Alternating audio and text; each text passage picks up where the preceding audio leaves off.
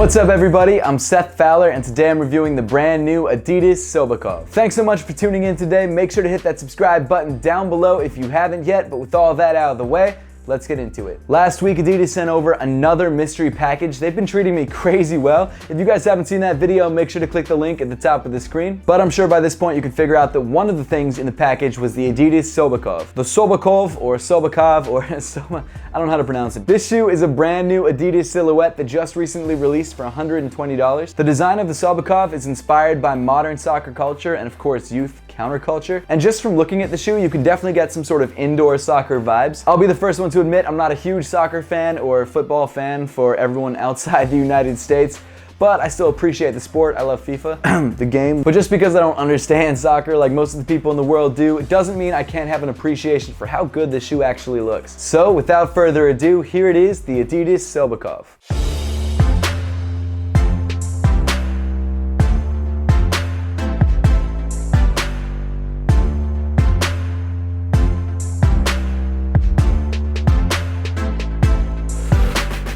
Starting off on the upper of the sneaker, you've got this ridged white knit material. It may kind of look like prime knit, but I can promise you that it's not. It's a lot thicker, it's a lot more dense, it's not really stretchy whatsoever. So to be honest, it's not the most well ventilated or comfortable upper in the world. It's not bad, but when you compare the feel of this upper to something like prime knit, it doesn't really hold a candle to it. One upside of the knit, however, is that it's going to be very durable when compared to other knits like prime knit, so take that as you want. As you continue up the toe, you've got this subtle white stitching which sort of outlines shapes of previous Adidas soccer models. I know it's probably a reach, but I'm sort of getting a Samba vibe from this stitching. As you continue farther up the shoe, you get to these flat white laces that weave through embroidered eyelets on the upper. Just beneath the laces, you've got more of that ridged knit material that makes up the tongue. And then on the top of the tongue, you've got this plain white leather panel, which doesn't seem to have any branding on it whatsoever. Moving inside the shoe, you've got the Sobakov and Adidas branding printed onto a patch, which in turn is sewn onto the back of the tongue. The sock liner of the shoe comes in white and is relatively sparsely padded, like you're not gonna have an insanely comfortable ankle area experience.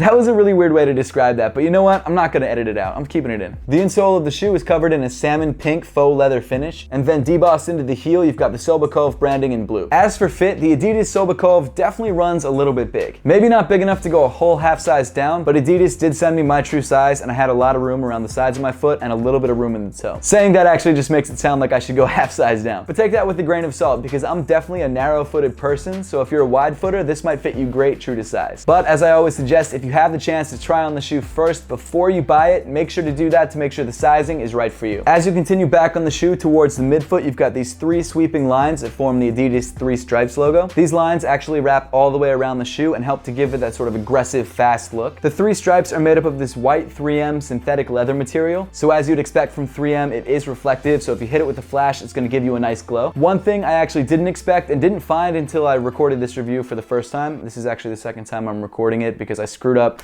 everything in the last video, like the audio, the video, it's all crap. This is round two. But like I was saying, there's actually these white fuse overlay strips on just where the lines turn into the Adidas 3 stripes. And what these white strips do is actually cover up some of the 3M on just the logo portion of these lines. So when you actually hit the side of the shoe with the flash, instead of this whole strip glowing, you just get a nice little line around the outside of the 3 stripes logo, which I think is a really cool hidden design detail that I probably would never have noticed if I hadn't taken like a really in-depth look at the shoe. Moving around to the back of the shoe, you get to this white leather panel that runs from the heel up to the top of the pull tab. And then moving down on the shoe, you get to my favorite design detail on the entire sneaker, and that of course is the sculpted gum midsole and outsole. This semi-translucent gum rubber has this really deep 3D herringbone pattern molded all the way throughout it. It gives the shoe this really aggressive look and pairs really nicely with the 3 stripes. If I'm honest, I think my favorite part of the entire sneaker is actually the back of the heel. That's where the herringbone pattern kind of mushes together and you get this super wavy, super interesting look. Underneath the rubber, the cushion setup is unfortunately just EVA foam. It's not bad, it's just not great. If you're expecting boost level comfort or even bounce level comfort,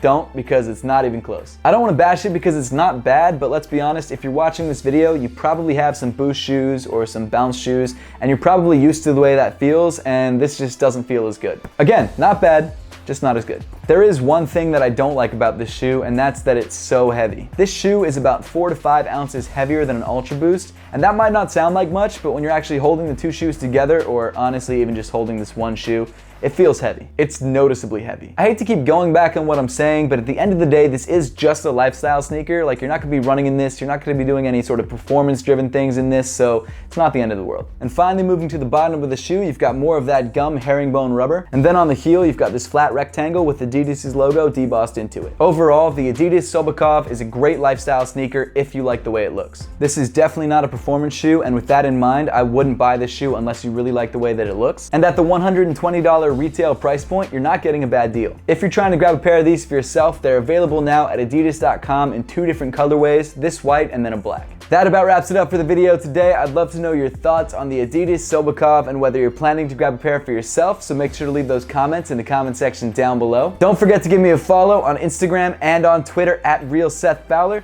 But as always, thank you so much for watching. Please make sure to give this video a thumbs up if you liked it, subscribe if you haven't yet, and I'll see you all in the next one.